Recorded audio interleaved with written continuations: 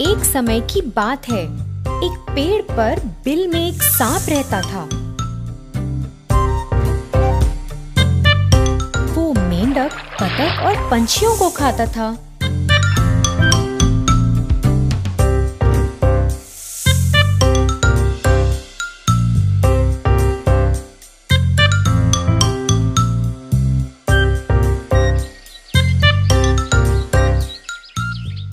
दिन में सोता और रात में शिकार करता था। कुछ दिन बाद वो सांप बड़ा हो गया और उस बिल में ना घुस पाया, तो उसने सोचा कि अब वो अपना ठिकाना बदलेगा। अपने नए घर की तलाश करते हुए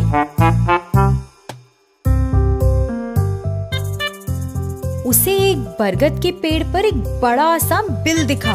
उस पेड़ के नीचे चींटियों की पहाड़ी थी।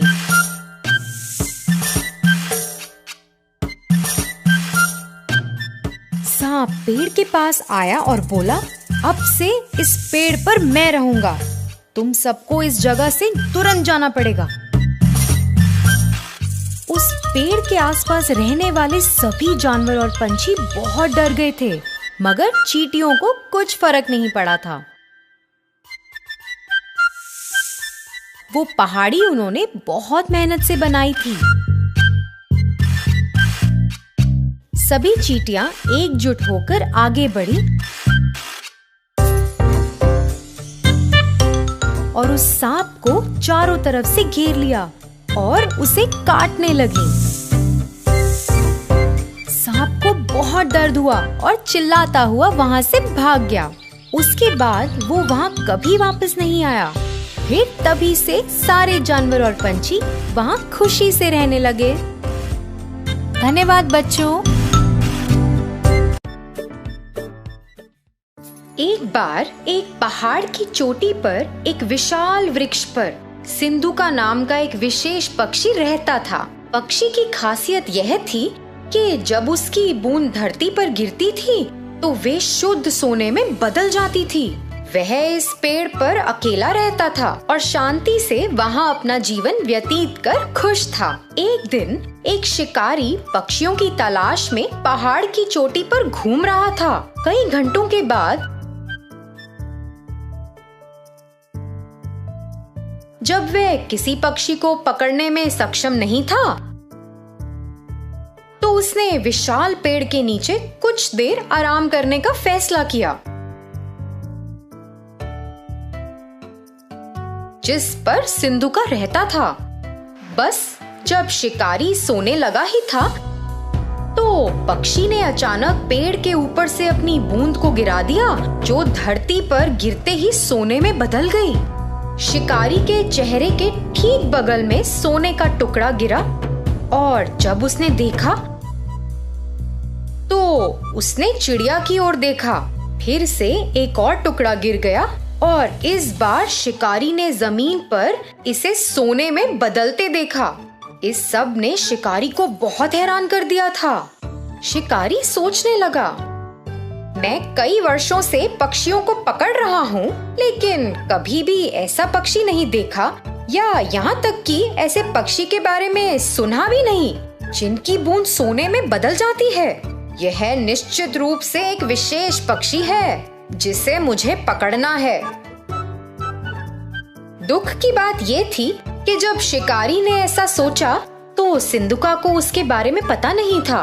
वह अपने पेड़ पर आराम कर रहा था और शिकारी योजना बना रहा था। शिकारी ने पेड़ पर एक जाल बहुत सावधानी से बिछा दिया, जब पक्षी ध्यान नहीं दे रहा था, और अंत में जाल में फंस गया। जब पक्षी जाल में फंस गया, तो शिकारी ने उसे एक पिंजरे में डाल दिया और घर की ओर जाने लगा। उसी समय सिंधुका ने सोचा कि जाल पर ध्यान न देने के लिए वह कितना लापरवाह था और इसी कारण से बेचारा पकड़ा गया। अपने घर जाते वक्त शिकारी ने सोचा, अगर मैं इस पक्षी को रखूंगा तो मैं अमीर बन जाऊंगा और सभी को संदेह होगा कि कुछ तो गड़बड़ है। किसी दिन किसी को पक्षी की सच्चाई पता चलेगी और फिर वे राजा को पक्षी के बारे में बताएंगे। फिर मुझे इसे राजा को देना होगा। लेकिन अगर मैं पक्षी को सीधे ही राजा के सामने पेश करता हूँ तो वह मुझे इस पक्षी के बदले कुछ कीमती चीज देंगे। यह मेरे लिए बेहतर काम करेगा। मैं अपना शेष जीवन राजा की दी गई वस्तु के सहारे जी सकता हूँ। योजना के अनुसार वह सीधे राजा के महल में गया और राजा को सारी बात बताई। उसने राजा को पक्षी दिखाया और राजा एक ऐसे विशेष पक्षी को देखकर बहुत खुश हुआ जिसकी बूंद सोने में बदल जाती है। उसने अपने नौकर को बुलाया। इस पक्षी की उचित देखभाल करो, उसे एक शानदार पिंजरे में रखो और उसे भरपूर भोजन और पानी दो। सुनिश्चित करें कि वह दूर नहीं हो। वह महल का शाही पक्षी होगा और अपनी बूंदों से मुझे कई दौलत देगा। अचानक राजा के मंत्रियों में से एक राजा के पास पहुंचा। राजा जी, एक पक्षी की बूंदें सोने में कैसे बदल सकती हैं? ये तो असंभव है। आप इस राह चलते शिकारी पर कैसे भरोसा कर सकते हैं जिसे कोई ज्ञान नहीं है? मैं आपसे अनुरोध करता हूँ कि आप पिंजरे को खोलें और पक्षी को दूर जाने दें और इस शिकारी को ऐसी झूठी जानकारी देने के लिए दंडित करें। राजा ने अपने विश्वसनीय और बुद्धिमान मंत्री के शब्दों पर विचार किया और यह सच था। हाँ, कोई पक्षी सोने की बूंदें कैसे दे सकता है? मैंने इसे अपने आँखों से भी नहीं देखा। यह शिकारी शायद बदले में पैसा चाहता है। राजा ने पहरेदारों को शिकारी को गिरफ्तार करने और पक्षी को छोड़ने का आदेश दिया। जैसे ही पक्षी मुक्त हुआ, वह उड़कर पास के एक दरवाजे के शीर्ष पर पहुंच गया और वहां बैठ गया। अचानक उसने अपनी बूंदों को गिराया जो सोने में बदल गईं। राजा और उनके मंत्रियों सहित सभी ने यह देखा और चौंक गए। राजा को पता था कि उसने एक गलती की है और तुरंत अपने पहरेदारों को पक्षी को पकड़ने का आदेश दिया। मगर बहुत देर हो चुकी थी। सिंधुका आकाश में उड़ गया और उसने खुद को फिर से लापरवाह नहीं होने का वादा किया। उसने दूसरे पहाड़ पर एक नए स्थान के लिए उड़ान भरी जहां कोई भी उसे फिर से पकड़ ना पाए।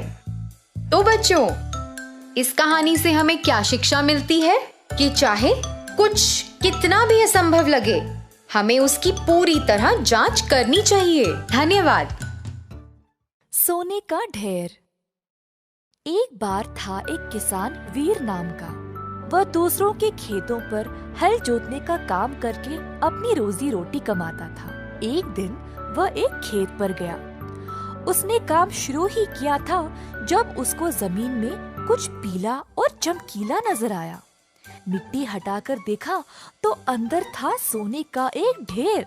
वीर इतना बड़ा ढेर देखकर चकित रह गया और अपने आप को भाग्यशाली समझा।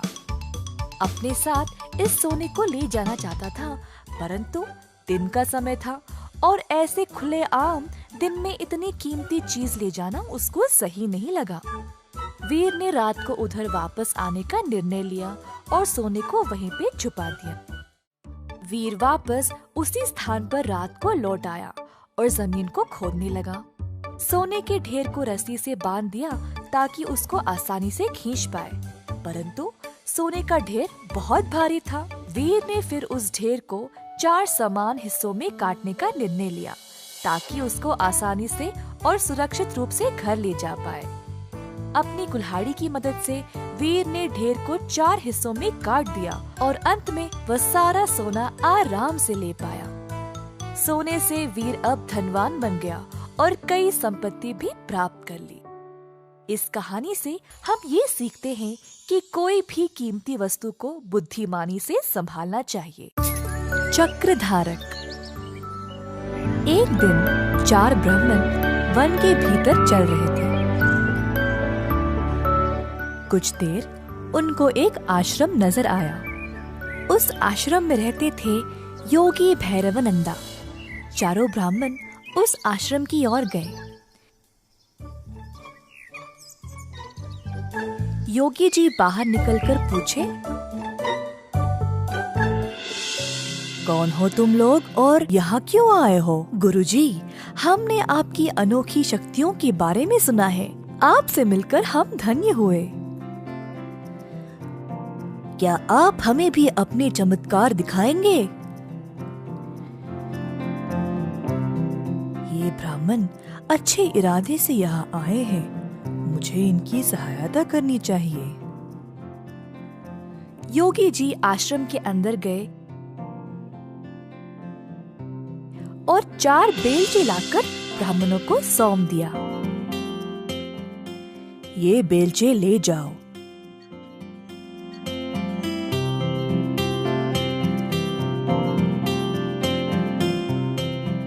गांव के पास एक छोटा तालाब है और उस तालाब के साथ ही एक अंजीर का पेड़। उस पेड़ के पास जो लाल मिट्टी है उसे खोदो और अपना भाग्य आजमाओ। ब्राह्मणों बेलचे लेकर उसी स्थान पर आ पहुँचे।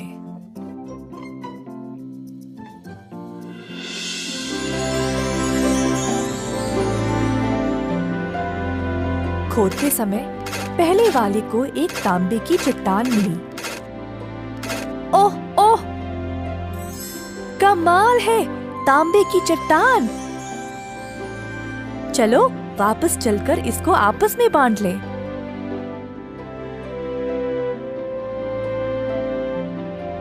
अरे नहीं, हमें सोना चाहिए और जब तक ना मिले खोदते रहेंगे। तुम चाहो तो वापस जा सकते हो। पहला ब्राह्मण संतुष्ट था तो वो वापस चला गया।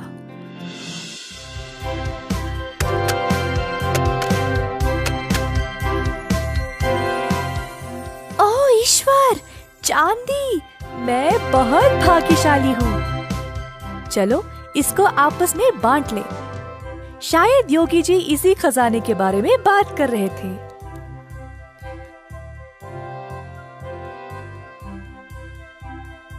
हमको अभी सोना नहीं मिला, हम कोशिश करते रहेंगे। तुम चाहो तो जा सकते हो। दूसरा ब्राह्मण अपनी प्राप्ति से प्रसन्न था और वहाँ से चला गया।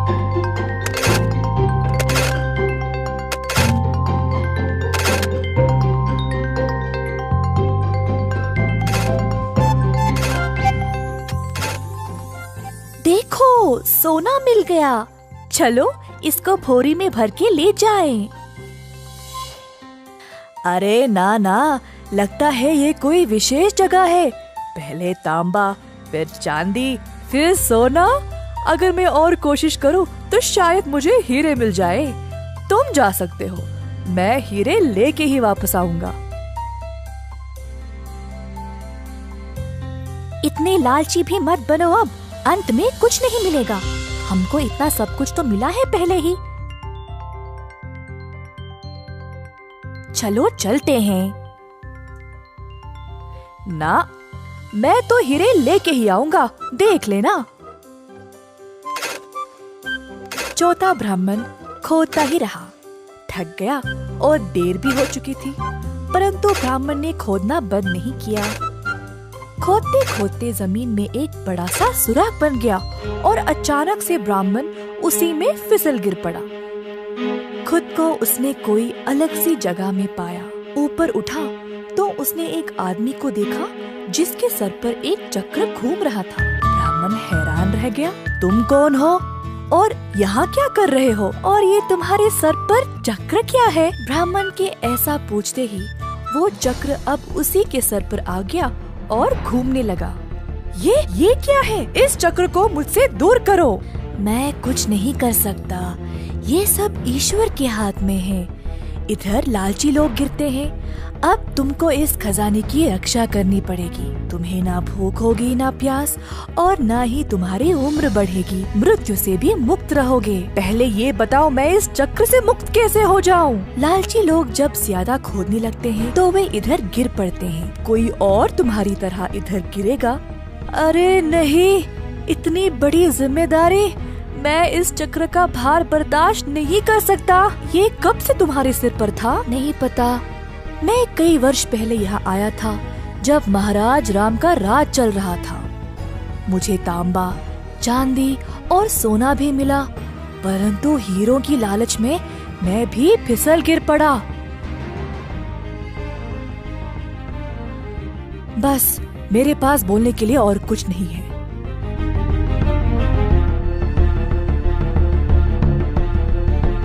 ऐसा बोलकर साधक उसी सुराग से बाहर निकल गया। जब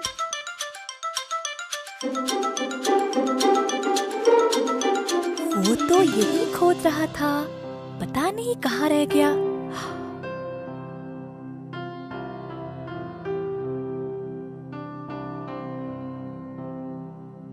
ओ सुनिए, मेरा मित्र यहाँ पर मेरे साथ ही खोद रहा था। क्या आपने उसको कहीं देखा है?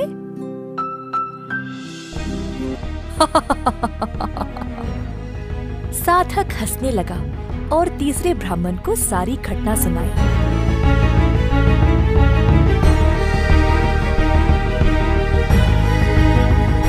ब्राह्मण मजबूर और निराश होकर अब घर वापस लौट गया। तांबा, चांदी और सोना मिलने के बाद भी तुम रुके नहीं। अगर हमारे साथ ही वापस लौट जाते तो ये सब नहीं होता। मुझे माफ कर दो दोस्त, अब मैं तुम्हारी कोई सहायता नहीं कर सकता।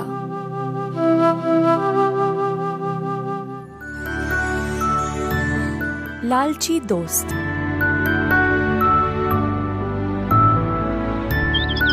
एक गांव में रहते थे 3 दोस्त, बिल्लू, नीलू और पिंकू। तीनों की दोस्ती बड़ी पक्की थी।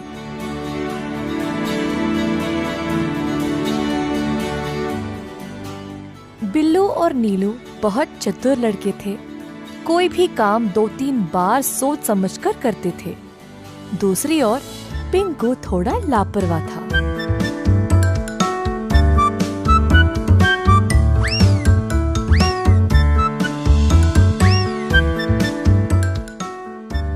एक बार पिंकू बिल्लू और नीलू के पास आकर बोला, ओ बिल्लू नीलू, आज हमें आम के खेत में जाना था ना, भूल गए? अरे हाँ, मैं तो भूल ही गया, लेकिन उस खेत तक पहुँचने के लिए वन को पार कर जाना है ना? अरे केवल वही नहीं, वहाँ पे बहुत सारे जंगली जानवर भी है। नहीं भाई नहीं, मैं नहीं आ सकता, मुझे डर लगेगा। अरे यार, वहाँ कोई जंगली जानवर नहीं है, लोग हर रोज उसी रास्ते से आते जाते हैं। चलो ना, चलते हैं। पिंकू, लेकिन मैंने अपने माँ बापू को नहीं बताया।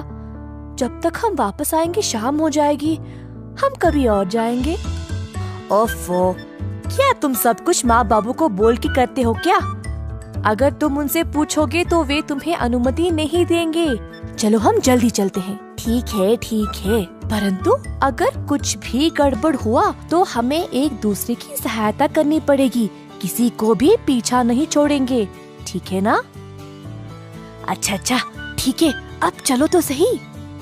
तीनों दोस्त वन के भीतर चल पड़े, लेकिन सबको डर लगी थी, क्योंकि बचपन से वे सब एक भयानक जानवर की कहानी सुनते आए हैं जो इसी वन में रहा करता था।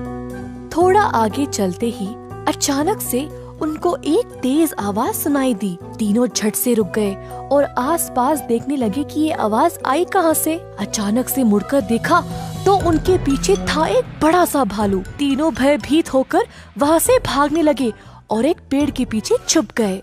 हे भगवान, भालू आ गया, अब क्या करें? बिल्लू, नीलू, इस पेड़ को चढ़ने में मेरी सहायता करो। ऊपर जाने के बाद मैं तुम दोनों को खींच लूंगा। जैसा पिंकू ने कहा वैसे ही बाकी दोनों ने किया। पिंकू, अब तुम अपना हाथ दो। अरे, अपना हाथ क्यों नहीं दे रहे हो? जल्दी, भालू आ रहा है, जल्दी करो। वैसे यहाँ एक ही बैठ सकता है, तुम लोग कहाँ बैठोगे?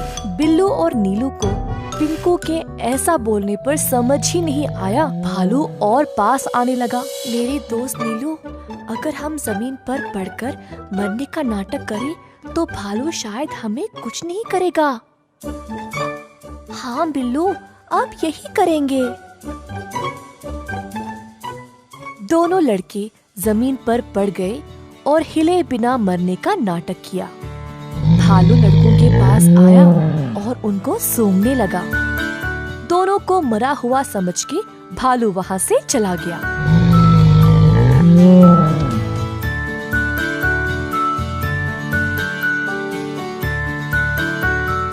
अरे वाह, तुम दोनों ने अच्छे से भालू से छुटकारा पा लिया। बड़े भाग्यशाली हो कि भालू ने तुम लोगों को खाया नहीं। हाँ, बाल बाल बच गए। लेकिन नीलू, भालू तुम्हारे बहुत पास आया था ना? उसने तुमसे कुछ कहा क्या? हाँ, उसने बोला कि तुम जैसों से दोस्ती कभी नहीं करना। मैं तुमसे अब कभी बात नहीं करूँगा। पहले तुम मुझे नीचे उतारने में मदद करो। नहीं पिंकू, भालू ने बोला कि तुम जैसों की सहायता करने में कोई लाभ नहीं। हाँ, तुम वहीं बैठना। अब हम गांव वापस जा रहे हैं। दोनों बहुत निराश और गुस्सा होकर वहाँ से चले गए। पिंकू अकेले पेड़ के ऊपर बैठकर बस उनको देखता रहा। एक समय की बात है जब एक छोटे से गांव में रहता था एक किसान धर्मपाल नामक। धर्मपाल खेती बाड़ी करके खुद फसल उगाता था। उसके पास कुछ पशु भी थे, जैसे मुर्गी, सूअर, बकरा और एक बड़ी सी गाय जिसको वो बहुत ज्यादा पसंद करता था। गाय से उसको काफी प्यार था क्योंकि वह हर रोज बहुत सारा दूध देती थी। धर्मपाल की कमाई ज्यादातर गाय के दूध से ही मिलती थी, तो वो चाहता था कि गाय हमेशा स्वस्थ रहे। एक दिन जब धर्मपाल खेत में काम कर रहा था, उसका बेटा रोते हुए उसके पास आया। बापू, बापू, जल्दी आइए। क्या हुआ बेटा? गैया बीमार हो गई शायद। जमीन पर पड़ी है और अजीब आवाजें निकाल रही है। दूध भी नहीं दे रही है। किसान और उसका बेटा तुरंत घर की ओर गए तो देखा कि गैया बहुत कमजोर लग रही थी। जब दूध निकालने की कोशिश की तो दूध भी नहीं निकला। किसान बहुत ही परेशान हो गया। अगर यह दूध नहीं देगी तो मैं क्या करूँगा? बिना दूध के ये तो बेकार है मेरे लिए। हर बार इसके लिए दवाई और देख रेख करने का समय नहीं है मेरे पास। कुछ ना कुछ करके इससे छुटकारा ही पाना पड़ेगा। किसान को लगा कि अब गाय ठीक नहीं हो पाएगी, तो उसको खड़ा करके वन की ओर चलाते गया। गाय ने बहुत दूध दिया और अब वह उसके लिए बेकार हो चुकी थी। जंगल के भीतर पहुंचने के बाद किसान ने गाय को खुला छोड़ दिया और वहां से चला गया। बेचारी गैया अकेले और असहाय खड़ी रही। थोड़ी देर बाद गाय जंगल से डरने लगी और वहां से निकलने का रास्ता ढूंढने लगी। अपनी हिम्मत जुटाकर चलने लगी। बहुत देर बाद आखिरकार वह खुली जगह पर पहुंच गई, पर उसको पता ही नहीं था कि वह कहाँ आ गई। अचानक से उसने एक छोटा सा घर देखा और जल्दी उसकी ओर चलने लगी।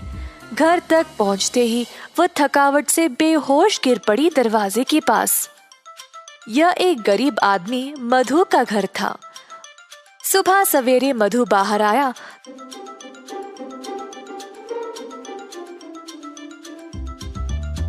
तो उसने गैया को अपने दरवाजे पर देखा। गैया बहुत बीमार लग रही थी और मधु को उसकी यह हालत देखकर बहुत दुख हुआ।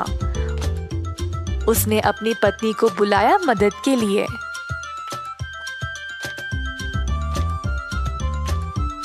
ओ सुनती हो, यह बेचारी गैया बहुत बीमार है, इसका ख्याल रखना पड़ेगा। मेरे पास थोड़ा सा घास और चावल है जो यह खा सकती है। मधु ने जो कुछ थोड़ा सा खाना था वो ले आया और गैया के सिर पर गीला कपड़ा रखा। मधु और उसकी पत्नी ने बहुत दिनों तक गैया का ख्याल रखा और धीरे धीरे गैया की हालत बेहतर होने लगी। जल्द गाय अपने आप चलने लगी। मधु गैया से बातें करता था, रोज उसको खिलाते हुए। गैया को भी मधु से बहुत लगाव हो गया। एक दिन जब मधु घर के बाहर सफाई कर रहा था, गैया उसके सामने आ गई।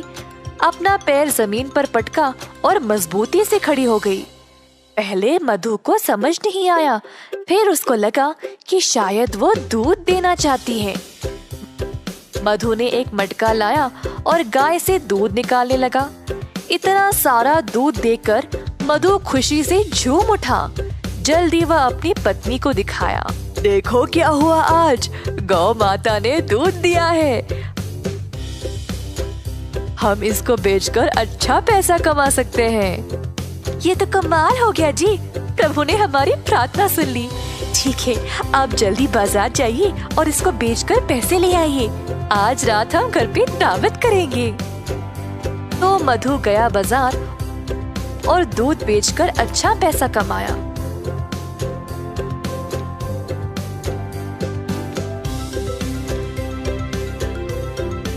उसने भगवान को धन्यवाद किया उसको गैया देने के लिए। मधु दूध बेचने लगा और जल्द अपने शुद्ध दूध के लिए मशहूर बन गया। गांव वालों को अब केवल उसी का दूध चाहिए था, जिसके लिए अच्छी रकम भी दिया करते थे। इस बात की खबर धर्मपाल तक पहुंच गई।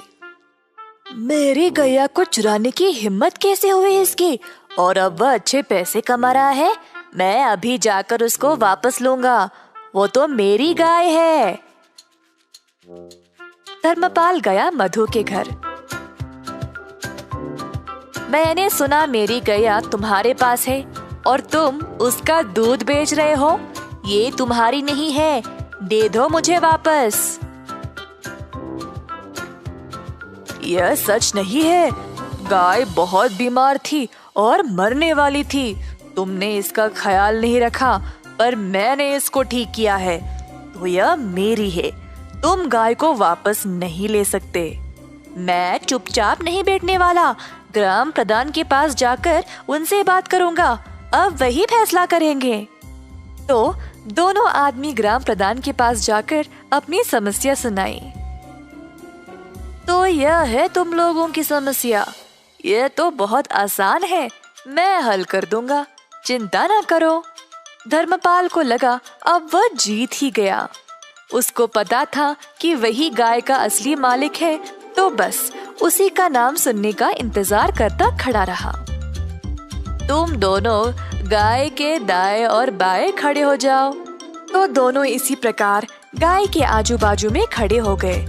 कुछ देर तक सब चुपचाप थे। अचानक से गाय अपनी जगह से हिली और मधु के पास आकर खड़ी हो गई।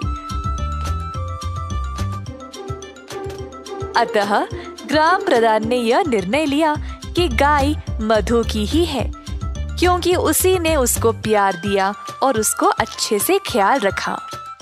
अब गैया ने अपना मालिक खुद चुना है, तो मैं इसकी इच्छा टाल नहीं सकता। मधु, ले जाओ अपनी गाय को। मधु बहुत खुश हो गया और गैया को अपने घर ले चला। धर्मपाल निराश होकर पछताने लगा कि उसने गैया को पहले जाने ही क्यों दिया था। इस कहानी से हम यह सीखते हैं कि कठिन समय में अपने वरदान को ऐसे ही जाने ना दें। आपके पास जो है उसको हमेशा महत्व दें।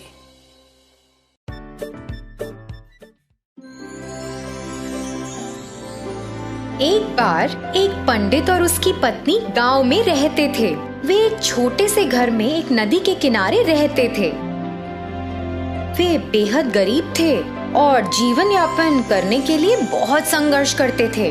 पंडित अपनी पत्नी को कई सुख भोग देकर खुश करना चाहता था। एक दिन पंडित झील के पास बैठा था, जबकि उसकी पत्नी रसोई में काम कर रही थी। पंडित शांतिपूर्ण दोपहर में कुछ प्रार्थनाएं कर रहा था। जब उसने अपनी आंखें खोली तो देखा कि झील पर एक सुंदर सुनहरा हंस उसकी ओर आ रहा है। हंस के पास कई चमकीले सुनहरे पंख थे जो बहुत सुंदर थे। हंस नदी के किनारे चला गया और पंडित का अभिवादन किया। हे पंडित, मैंने देखा है कि तुम और तुम्हारी पत्नी बहुत कठिन जीवन जीते हो। मैं आप जैसे अच्छे लोगों की मदद करना चाहता हूँ। तुम बहुत दयालु हो मेरे दोस्त। भगवान ने मेरी प्रार्थना सुन ली। तुम्हारे पंख कितने सुंदर हैं। क्या वे असली सोने से बने हैं? जी, ये असली सोने के हैं। मैं आपको एक एक करके अपने सुनहरे पंख देकर मदद करना चाहता हूँ और आप उन्हें बेच सकते हैं। इसके जरिए जुटाए गए पैसों से आप लोग आसानी से आराम से रह सकते हैं।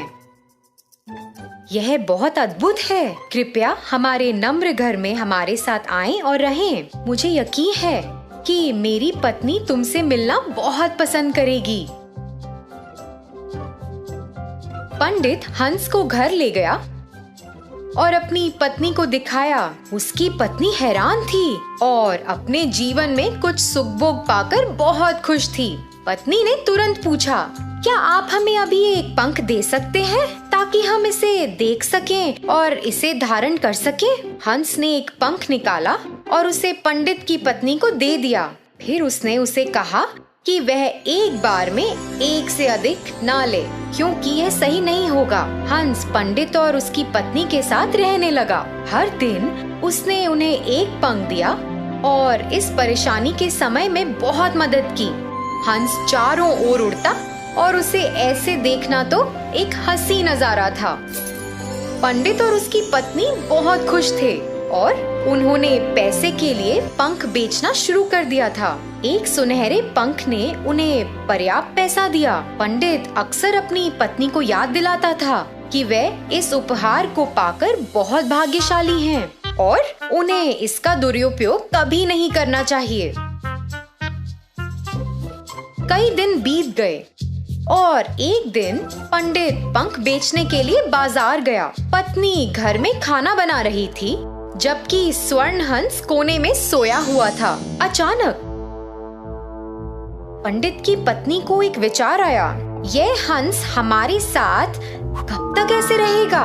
हमें तो बस इसके पंखों की जरूरत है, लेकिन इस प्रक्रिया में हमें इसे खिलाना है, स्नान कराना है और इसकी देखभाल भी करनी है। हम इस हंस पर भरोसा नहीं कर सकते। ये तो यहाँ से दूर जा भी सकता है और फिर कभी वापस नहीं आया तो हम फिर से गरीब हो जाएंगे। यदि मैं सभी पंख ले लूं तो क्या बुरा होगा? उसके सोते हुए मैं जल्दी से इसके सारे पंख निकाल लूंगी। हमें अपने जीवन में एक भी दिन काम नहीं करना पड़ेगा। हम पंखों को सुरक्षित रूप से संभाल कर रख सकते हैं और जब मन चाहे इस्तेमाल भी कर सकते हैं। पत्नी धीरे धीरे हंस के पास गई और उसे पकड़ लिया। हंस भयभीत हो गया। पत्नी पंख खींचने की कोशिश करने लगी और हंस खुद को मुक्त करने के लिए संघर्ष करने लगा। मुझे तुम्हारी हालत की परवाह नहीं है। मैं तुम्हारे सभी पंख मिलने तक का इंतजार नहीं कर सकती। अरे तुम ऐसा क्यों कर रही हो, मूर्ख औरत? मैं तुम्हारी और तुम्हारे परिवार की मदद करने की कोशिश कर रहा था। तुम एक लालची महिला हो और तुम जीवन के सुख भोग के लायक नहीं हो, क्योंकि तुम उनका दुरुपयोग करोगी। तुम्हारे पति तो तुम्हारे लिए सबसे अच्छा चाहते थे, लेकिन अब तुम अपना अवसर खो चुकी हो। मेरी इच्छा के अनुसार मैं तुमको स्वर्ण पंख देता रहा। अब मुझे लगता है कि तुम्हारी मदद करने की कोई आवश्यकता नहीं है। अब मेरे पंख तुम्हारे लिए बस एक पक्षी के पंख से ज्यादा कुछ भी नहीं है। मैं इस जगह से जा रहा हूँ और कभी वापस नहीं आऊंगा। हंस ने वहाँ से निकलने के लिए संघर्ष किया और फिर उसने पंडित की पत्नी को जोर से चोंच मारा और खिड़की से बाहर उड़ गया। पंडित बस घर में घुसा ही था जब उसने हंस को उड़ते देखा। तुमने हंस के साथ क्या किया? जी, मुझे इसके सारे पंख चाहिए थे और यह मुझे लेने नहीं दे रहा था। मैंने तुम्हें उन्हें नहीं लेने के लिए कितनी बार कहा था। तुमने सब कुछ बर्बाद कर दिया है और अब हम बाकी के जीवन जीने के लिए फिर से गरीब होंगे। तो बच्चों, इस कहानी से हमें क्या सीख मिली? अतिरिक्त लालच से कुछ भी हासिल नहीं होता। धन्यवाद। एक छोटे से शहर में रघु नामक एक बड़ा व्यापारी रहता था। वह एक दयालु इंसान था। बहुत सारे लोग उसके घर आते जाते थे और सभी को उसकी मेहमानदारी पसंद थी।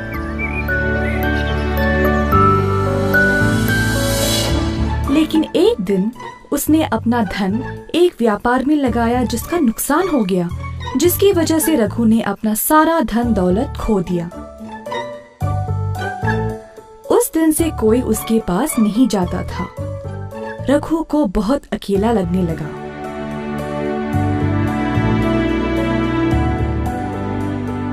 पैसों के बिना मेरा कोई महत्व है ही नहीं, ऐसे कैसे जीऊं मैं? ऐसा सोचते सोचते रघु गहरी नींद में सो गया। उसने तब एक बहुत अच्छा सपना देखा। सपने में एक साधु ने उससे बोला, ओ रघु, तुम बहुत ही अच्छे इंसान हो, मैं तुम्हारी सहायता करूंगा। कल मैं तुम्हारे घर आऊंगा, फिर मेरे सिर को तुम एक लकड़ी से छूना और मैं सोने में बदल जाऊंगा। उस सोने का उपयोग करके अपनी परेशानियों से निकल जाओ।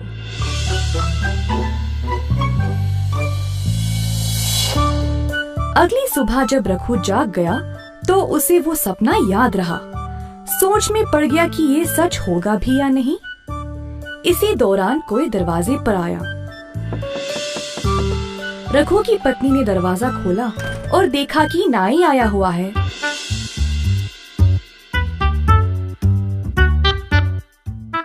नाई अपने काम पे लग गया और रघु निराश होकर बैठा रहा।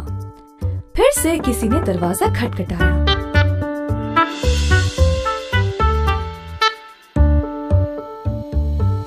इस बार सच में एक साधु बाहर खड़ा था। रघु साधु को देखकर आश्चर्य रह गया।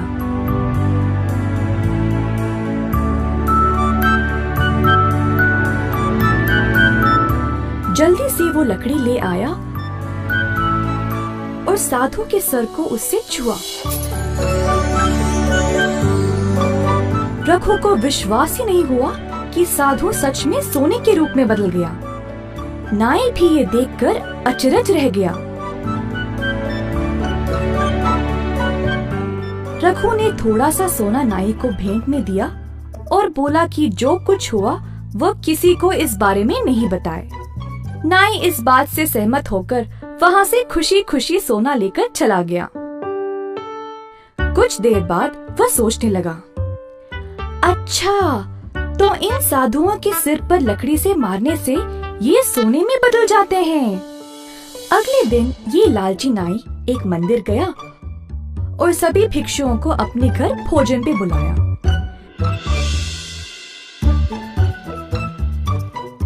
जब साधु उसके घर पहुँचे तो नाई ने सबको एक कमरे में बंद कर दिया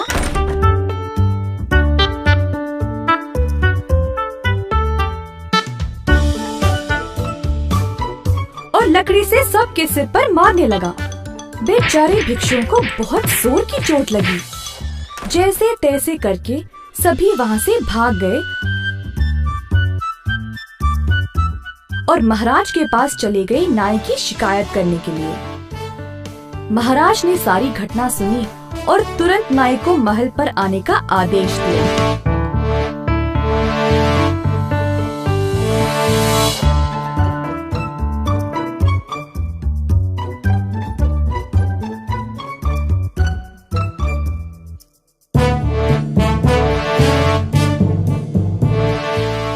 तुमने इन भिक्षुओं को क्यों मारा? पूछा महाराज ने।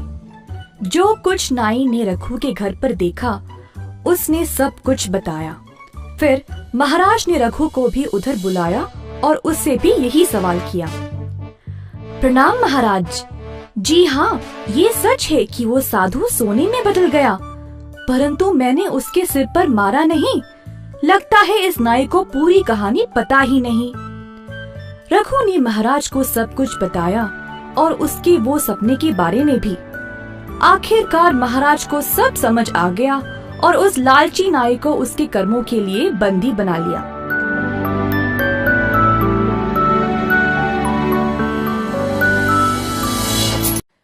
पैसों का महत्व। एक बार थे दो चूहे। चूहों के माँ बाप ने दोनों को बहुत लाड़ प्यार से बड़ा किया, पर इतना लाड़ की वजह से वे आलसी और लापरवाह बन गए। माँ बाप की लाख कोशिश के बाद भी दोनों के बर्ताव में कोई बदलावट आई ही नहीं। एक दिन पापा चूहे ने दोनों बच्चों को बुलाया और कहा, मुझे नहीं लगता कि तुम दोनों इस परिवार का ख्याल रख पाओगे। तुम दोनों में कोई प्रगति दिखाई नहीं दे रही है। दोनों चूहों को पापा के ऐसे कहने पर बुरा लगा। पापा, अपने आप को साबित करने के लिए हमें एक मौका दीजिए। ठीक है, तुम्हें एक मौका मिलेगा, पर मुझे बदलावट नजर आनी चाहिए। साबित करो मुझे कि तुम दोनों भी कमा सकते हो और जिम्मेदार बन सकते हो। चूहों ने पापा की बात मानी और फिर अपने रास्ते चल पड़े। अगले दिन दोनों चूहे नौकरी की खोज में घर से निकले। बहुत कोशिश करने के बाद भी उन्हें कोई ढंग की नौकरी मिली ही नहीं।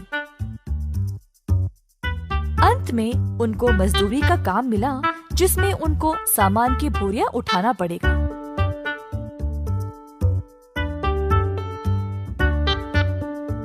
दिन भर मजदूरी करके अपनी पगार लेकर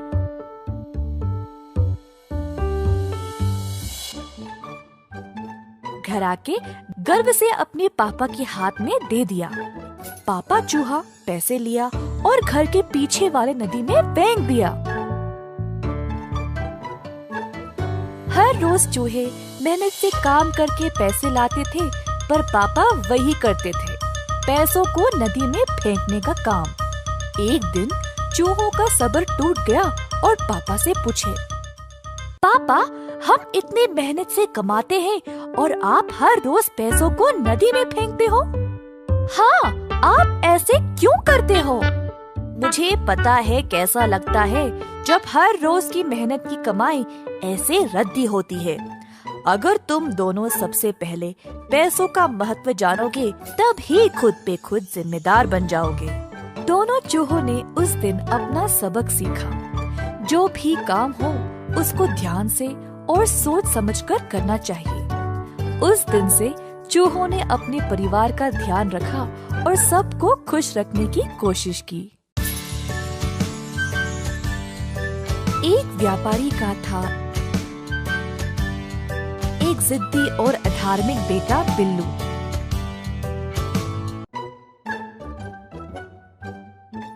बिल्लू के माँ बाप उसको देखकर दुखी होते थे कि ये कितना लापरवाह है। एक दिन बिल्लू की मैया उसे डांट डांट के थक गई थी। बिल्लू की धार्मिक भावनाओं को जगाने के लिए मैया ने उसको मंदिर भेजना चाहा, साधु जी का उपदेश सुनने। हमेशा की तरह बिल्लू ने जाने से मना कर दिया और भगवान और उसकी माँ का मजाक उड़ाया। और कोई रास्ता ना मिलने के कारण मैया ने बिल्लू को वादा किया कि अगर वो साधु जी के उपदेश को सुनेगा तो वह उसे 1000 तांबे के सिक्के देगी। लालची बेटे ने पैसों के लिए माँ की बात मान ली।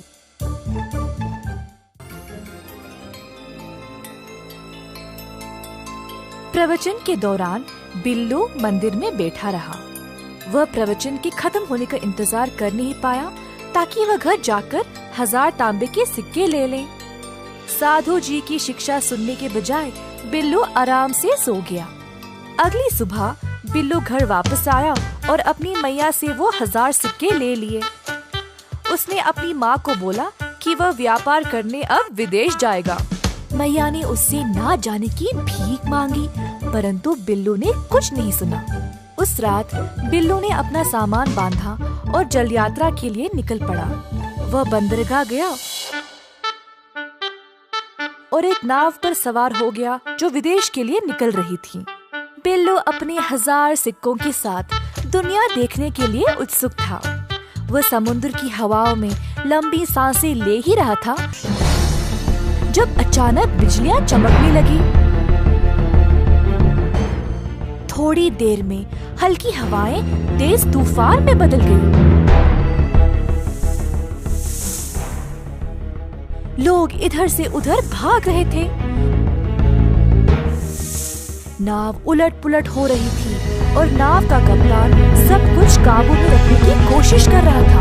बिल्लू डर से कांपने लगा क्योंकि वह कभी भी घर से इतना दूर नहीं रहा। अपनी जान के लिए वह रोने लगा।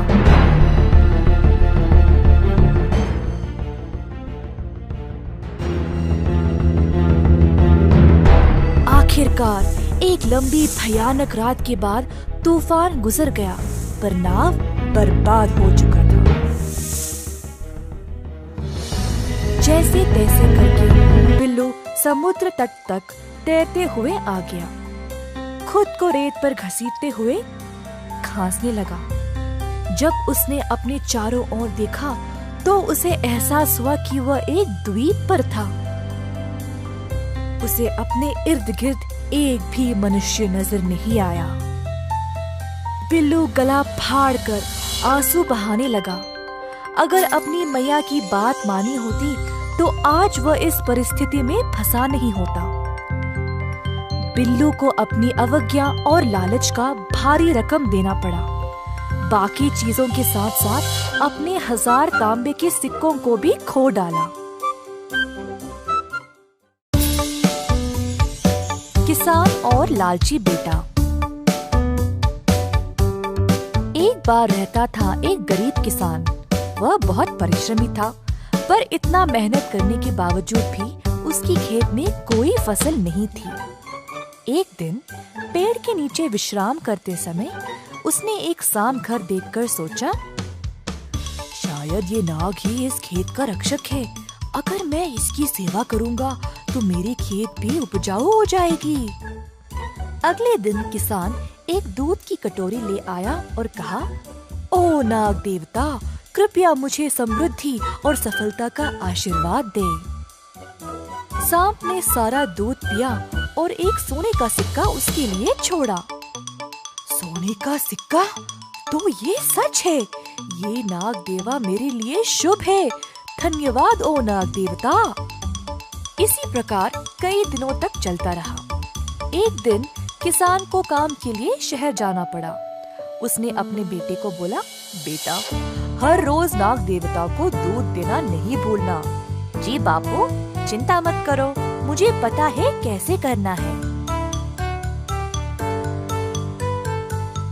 किसान के निकलने के बाद बेटा सांप को दूध देने लगा तो सांप ने रोज की तरह एक सोने का सिक्का दिया। बेटा सोचा, हर रोज एक सिक्का कम है, मुझे सारे एक साथ ही चाहिए। कल मैं सांप को मार के सारे सिक्के निकालूंगा। अगले दिन दूध देते समय किसान के बेटे ने सांप को लकड़ी से मारने की कोशिश की। सांप तो बच निकला, परंतु उसने लड़के को डस लिया। जब किसान वापस आया तो उसे इस घटना का पता चला और वह दुखी हो गया। किसान के बेटे को उसकी लालच की सजा मिल गई। एक समय की बात है, एक गांव में 4 पंडित रहते थे। चारों बचपन से ही दोस्त थे। किताबें पढ़ के उन्होंने खूब ज्ञान प्राप्त भी कर लिया था। मगर उन चारों में एक पंडित था जिसे कभी भी किताबों का शौक ना था। भाइयों, मुझे लगता है हमें अपने इस ज्ञान का सही उपयोग करना चाहिए। हमें शहर जाना चाहिए जिससे हम पैसा कमा सकें। हाँ, ये बहुत अच्छा सुझाव है, पर हमें हमारे साथ विट्ठल को लेकर नहीं जाना चाहिए। अगर वो हमारे साथ आया तो हमें कोई लाभ नहीं होगा। हाँ, एकदम सही बात बोले हो। अरे, तुम ऐसे कैसे सोच सकते हो? हम शुरू से ही साथ में रहे हैं। एक थोड़ा हिस्सा तो हम उसे दे ही सकते हैं। हाँ, ठीक है।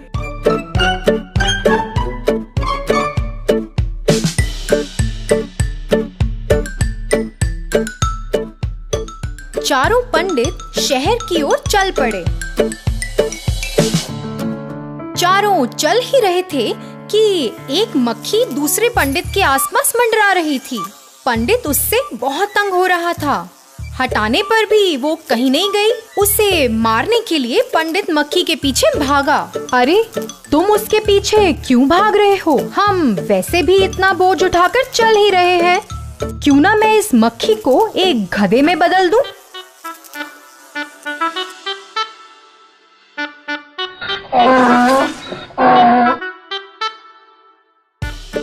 हाँ हाँ, हम अपना सामान गधे पे चढ़ाकर आराम से यात्रा कर सकते हैं। एक गधा इतना बोझ नहीं उठा पाएगा, तो आप अपना सामान मुझे दे सकते हो। अगर तुम इतना बोझ उठाओगे तो सब लोग हमारे बारे में क्या सोचेंगे? नहीं नहीं, ये सही बात नहीं है। तुम्हें हमारे साथ लाने का हमारा सुझाव था, तो जैसा हम बोलेंगे तुम्हें मानना पड़ेगा। इस गधे को मैं एक बलवान जानवर में तब्दील कर दूंगा, एक बाघ में।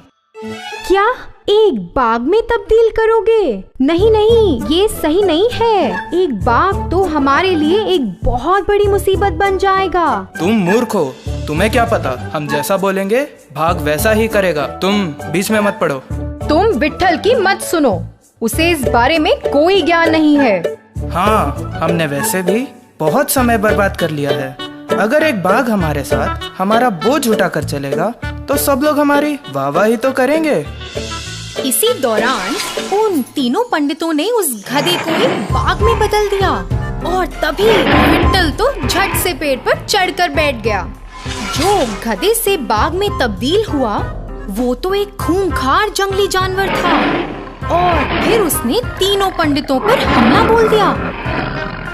अरे बाप रे, अगर इन्होंने मेरी बात मानी होती तीनों जीवित होते। तो बच्चों, बिना बुद्धि के हमारी विद्या व्यर्थ है।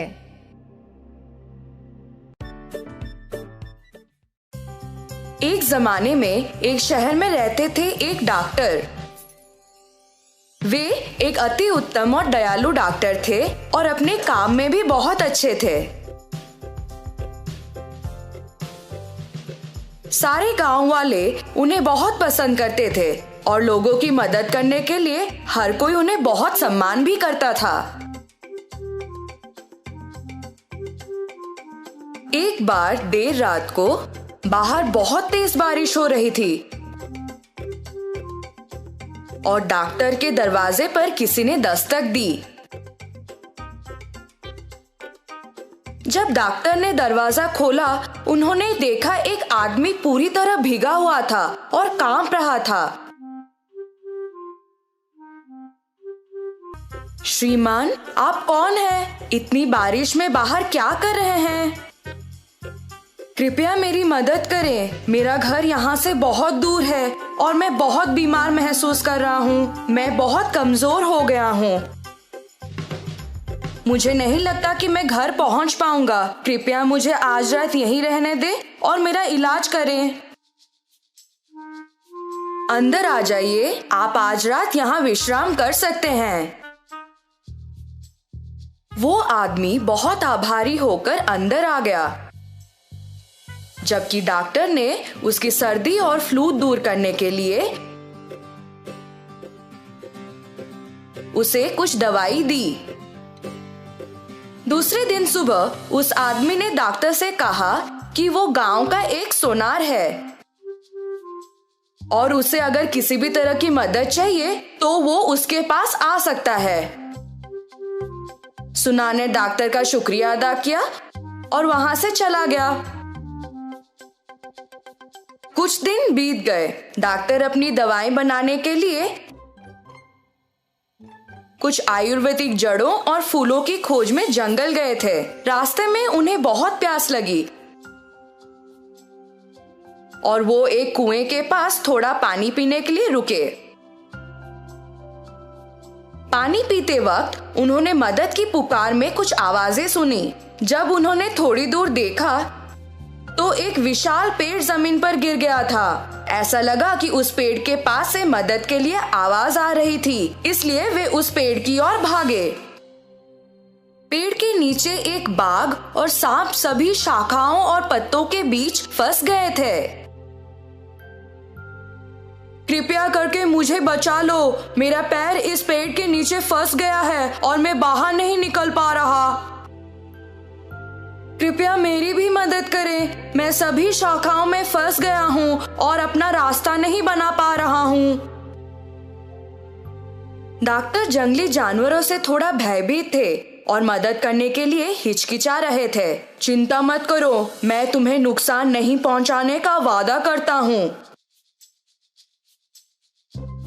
डॉक्टर ने बाघ पर यकीन कर लिया और पेड़ को उठा लिया। बाघ आजाद हो गया और डॉक्टर को उसकी मदद करने के लिए धन्यवाद कहा। यदि तुम्हें कभी किसी सहायता की जरूरत हो तो मुझे मदद के लिए पुकारना और मैं तुम्हें बचाने आ जाऊंगा। डॉक्टर ने बाघ को धन्यवाद कहा और सांप को बाहर निकालने लगे। जब सांप आजाद हो गया तो उसने भी डॉक्टर का शुक्रिया अदा किया और वही बोला, आपने मेरी जान बचाई है और मैं भी आपका एहसानमंद हूँ। यदि आपको कभी किसी सहायता की जरूरत हो तो मुझे बुलाएं और मैं आपकी मदद करने आ जाऊंगा। बाघ और सांप चले गए और डॉक्टर वापस घर आ गए। कुछ दिन बीत गए और डॉक्टर दवा बनाने के लिए जड़ों और जड़ी बूटियों को इकट्ठा करने के लिए फिर से जंगल गए। अचानक उन्होंने एक तेज आवाज सुनी और एक तेंदुए द्वारा हमला किए जाने वाले थे। डॉक्टर को कोई और भी शक्तिशाली प्राणी की जरूरत थी। उन्हें बाघ का वादा याद आया और उसे मदद के लिए पुकारने लगे, बाघ, बाघ बचाओ मुझे। बाघ ने डॉक्टर की पुकार सुनी और दौड़ते हुए उन्हें बचाने के लिए आया। उसने तेंदुए को डराकर वहां से भगा दिया। बाघ ने डॉक्टर को उसकी गुफा में आने का न्योता दिया और कहा कि उसे बहुत खुशी हुई कि उन्होंने उसे मदद के लिए पुकारा।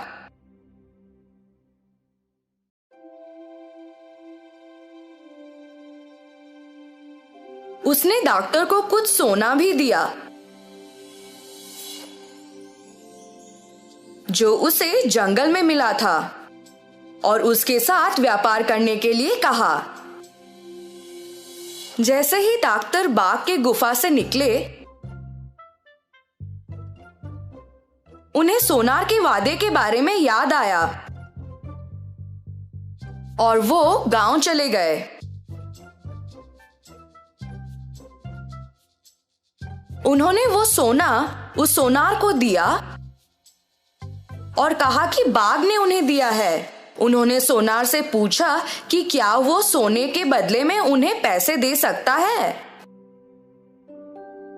सोनार ने वो सोना पहचान लिया कि वो सोना राजा के बेटे का था। राजकुमार एक दिन शिकार करने निकले थे पर कभी वापस नहीं आए। सोनार को तब राजा की घोषणा याद आई, जो भी राजकुमार या सोना को खोज पाएगा या वापस ले आएगा उसे खजाने से पुरस्कृत किया जाएगा। सोनार ने डॉक्टर को इंतजार करने को कहा, यह बोलकर कि वो सोने का गुण परखना चाहता है। उसी दौरान वो दुष्ट सोनार अपने घर के पीछे वाले रास्ते से निकल गया और राजा के पास गया उन्हें वो सोना दिखाने के लिए। उसने राजा को बोला कि एक आदमी के पास ये सोना था और शायद उसी ने राजकुमार को मारा होगा। राजा को बहुत गुस्सा आ गया और उन्होंने तुरंत डॉक्टर को सजा दी। जैसे ही डॉक्टर को जेल में डाला गया, वे चिल्लाने लगे, मुझसे कोई भूल नहीं हुई है। वो सोना मुझे मेरे दोस्त बाघ ने दिया था। सोना झूठ बोल रहा है। कृपया मुझे यहाँ से जाने दो। जब डॉक्टर जेल में कैद थे, तब एक चूहा उनके पास आया और उनसे बोलने लगा, मैं तुम्हारी मदद करना चाहता हूँ पर मैं ज्यादा कुछ नहीं कर सकता। किसी ऐसे को पुकारो जो वाकई में तुम्हारी मदद कर सके। शायद वे आ जाएं। डॉक्टर को तब सांप के बारे में याद आया और वे उसको पुकारने लगे, ओ सांप, कृपया आकर मेरी मदद करो। जब सांप आया, उन दोनों ने पूरी घटना के बारे में बात की। तब सांप को एक विचार आया कि वो रानी को डस लेगा। क्योंकि मैं एक अपूर्व और जहरीला सांप हूँ, इसलिए कोई अन्य डॉक्टर मेरे काटने का इलाज नहीं कर सकता है। मैं जाकर रानी को काट लेता हूँ। उसके बाद आप उनकी सहायता करने का प्रस्ताव दें। ये बोलकर कि एक डॉक्टर के रूप में आपके पास अच्छे कौशल हैं। आप राजा के रक्षक तक पहुँच सकते हैं और कह सकते हैं कि आप रानी को बचा सकते हैं। योजना को अच्छी तरह से निष्पादित किया गया।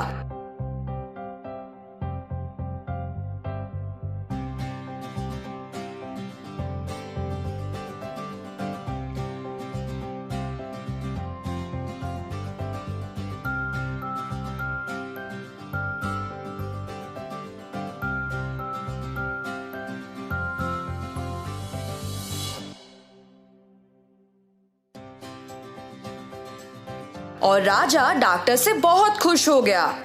उन्होंने डॉक्टर से कहा कि उन्हें जो भी प्रसन्न हो वो उसकी मांग करें। किंतु डॉक्टर ने कहा, मुझे कुछ नहीं चाहिए। उस सोनार ने आपसे झूठ बोला।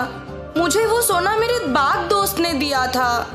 कृपया करके आप उस सोनार को सजा दें। राजा को बहुत गुस्सा आ गया और उन्होंने डॉक्टर को छोड़ दिया। किंतु उस सोनार को बंदी बना लिया। तो बच्चों, हमने क्या सीखा? हमेशा हर एक वादे या इंसान पर भरोसा नहीं करना चाहिए। चूहे की शादी। एक बार गंगा के तट के किनारे था एक सुंदर सा आश्रम, जहाँ पर कुछ तपस्वी रहते थे शांति से, और गुरु यज्ञ के कुछ चेले जो हमेशा ध्यान करने में मग्न रहते थे। गुरु यज्ञ आत्मा अनुशासन का पालन किया करते थे। एक दिन जब गुरुजी स्नान कर रहे थे, तब एक चील अपने पंजे में एक चूहे को लिए उधर से उड़ रहा था। अचानक से चूहा चील के पकड़ से छूट गया और सीधा गुरुजी के हाथों में गिर पड़ा। जब गुरुजी ने देखा कि वो चील अभी भी उधर ही उड़ रहा था, तो उन्हें लगा कि इस चूहे को अकेला छोड़ना सही नहीं होगा। चूहे को एक बरगद के पेड़ के पास रखा और अपना स्नान पूर्ण किया। अपनी शक्तियों का इस्तेमाल करके उन्होंने उस चूहे को एक छोटी सी लड़की में बदल डाला और आश्रम ले गए। उन्होंने अपनी धर्मपत्नी से कहा, मेरी प्रिय, इस बच्ची को एक प्रदान मानकर स्वीकार करो, क्योंकि हमारे पास खुद की संतान नहीं है।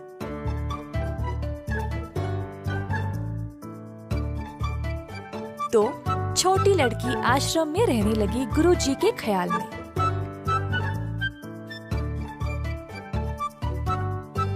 उसने बहुत ज्ञान पाया और दुनिया के बारे में भी बहुत कुछ सीखा। दोनों गुरुजी और उनकी पत्नी को अपनी अनोखी पुत्री पर गर्व था। एक दिन गुरुजी ने ध्यान दिया कि अब उनकी बेटी विवाह के लायक हो चुकी थी। अब क्योंकि वह खुद अनोखी थी, उनको लगा कि उसके लिए कोई अनोखा सहभागी चुनना चाहिए। अगली सुबह अपनी शक्तियों का उपयोग करके गुरुजी ने सूर्य भगवान को बुलाया और कहा, कृपया मेरी पुत्री से विवाह करें। अगर इसकी मर्जी है तो मेरी इच्छा है कि आप इसकी सहभागी बने।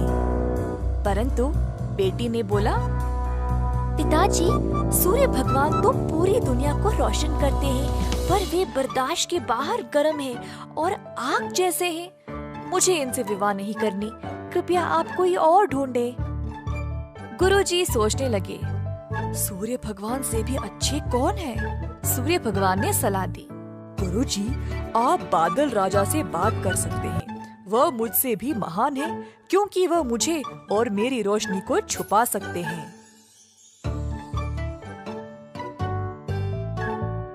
तो गुरुजी ने अब बादल राजा को बुलाया और कहा, अगर मेरी पुत्री की इच्छा है तो आप कृपया उसका हाथ विवाह में स्वीकार करें। परंतु बेटी ने फिर से कहा, पिताजी, बादल राजा बहुत ही अंधेरे, गीले और ठंडे हैं। मुझे इनसे शादी नहीं करनी। कृपया किसी और को ढूंढे। गुरुजी सोचने लगे, अब बादलों के राजा से भी महान कौन है? बादल राजा ने सलाह दी, गुरुजी, आप वायु राजा से बात करें। वे मुझसे भी महान हैं, क्योंकि वे मुझे उड़ा सकते हैं। तो गुरुजी ने अब वायु राजा को बुलाया। अगर मेरी पुत्री की इच्छा है तो आप कृपया उसका हाथ विवाह में स्वीकार करें। परंतु बेटी ने कहा, पिताजी, वायु राजा बहुत ही बेचैन और तेज है। हर समय दिशा बदलते रहते हैं। मुझे इनसे शादी नहीं करनी। आप किसी और को ढूंढे। गुरुजी फिर से सोच में पड़ गए। अब वायु राजा से भी महान कौन है? वायु राजा ने सलाह दी, गुरुजी, आप पर्वत महाराज से बात कर सकते हैं। वे मुझसे भी महान हैं, क्योंकि वे मुझे रोक सकते हैं। तो गुरुजी ने अब पर्वत महाराज को बुलाया और कहा, अगर मेरी पुत्री की इच्छा है तो आप कृपया उसका हाथ विवाह में स्वीकार करें। पर बेटी फिर से बोल उठी, पिताजी, पर्वत महाराज बहुत ही सख्त और कठोर है। वह एक ही जगह रहते हैं। मुझे इनसे शादी नहीं करनी। कृपया आप किसी और को चुनें। गुरुजी सोचने लगे, अब पर्वत महाराज से भी महान कौन है? पर्वत महाराज ने सलाह दी, क्यों ना आप चूहे के राजा से बात करें। वह मुझसे भी महान है, क्योंकि वे मुझ में भी छेद बना सकते हैं।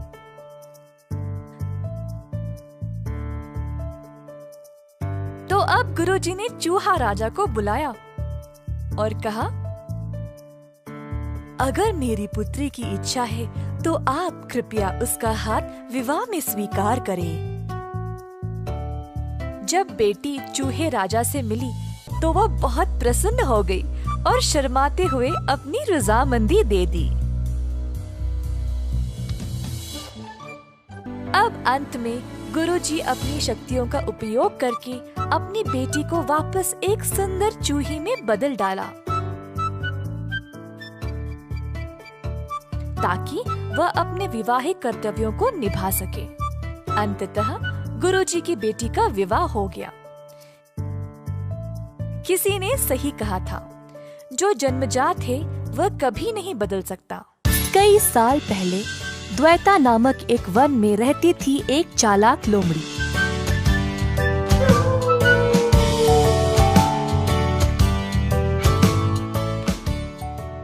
एक दिन तेज भूख के कारण लोमड़ी पूरे वन में खाना के लिए ढूंढ रही थी।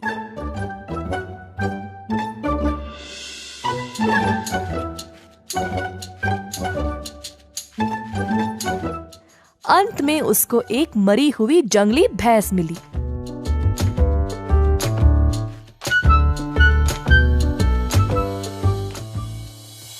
अरे वाह, आज तो बड़ा अच्छा ही दिन है।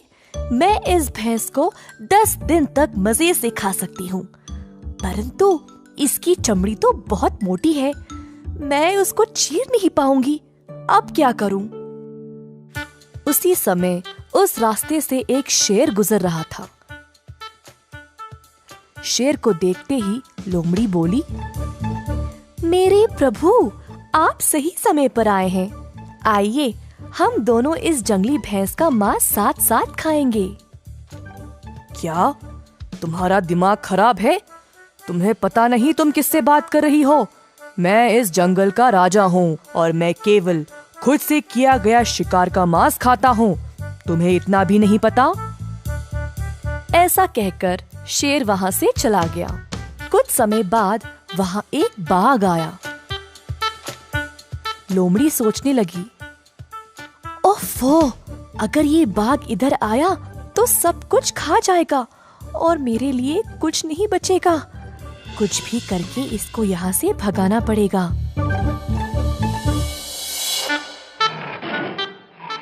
हो लोमड़ी, हट जाओ यहाँ से। मुझे पता चला कि इधर एक जंगली भैंस है। चलो अब यहाँ से जाओ, ये भैंस अब मेरा है। जी, जैसा आप कहें। आपने सही सुना, परंतु इस भैंस को शेर जी ने मारा है और मुझे यहाँ रखवाली के लिए ठहरने को बोला। वे किसी भी समय वापस आते होंगे, तो मैं यहाँ से चली जाऊं? क्या ये भैंस शेर जी का शिकार है? उनका शिकार खाने से बेहतर है मैं भूखा ही रहूं। ऐसा कहकर बाघ भी वहाँ से चला गया। कुछ देर बाद वहाँ एक चीता आया। लोमड़ी जी, क्या आपने इस भैंस को मारा है? मुझे बहुत भूख लगी है मेरे दोस्त, थोड़ा मांस मैं भी खा लूं। मैं तुम्हारी भूख समझ सकती हूँ दोस्त, परंतु ये भैंस शेर जी का शिकार है और मैं यहाँ केवल एक रखवाली हूँ। वह किसी भी समय वापस आते होंगे। एक काम करती हूँ, तुम मांस खाना शुरू करो। शेर जी जब पास आएंगे तब मैं जोर से चिल्लाऊंगी, तुम उसी समय भाग जाना। धन्यवाद मेरी दोस्त, इस जंगल में तुम जैसों की हमें बहुत आवश्यकता है। चीता भैंस की चमड़ी को चीरने लगा। उसी समय लोमड़ी चिल्लाने लगी, भागो मेरे दोस्त भागो, शेर आ रहा है। ये सुनकर चीता वहां से तुरंत भाग गया। अब आराम से लोमड़ी ने पेट भर के अकेले अकेले मांस के मजे लिए।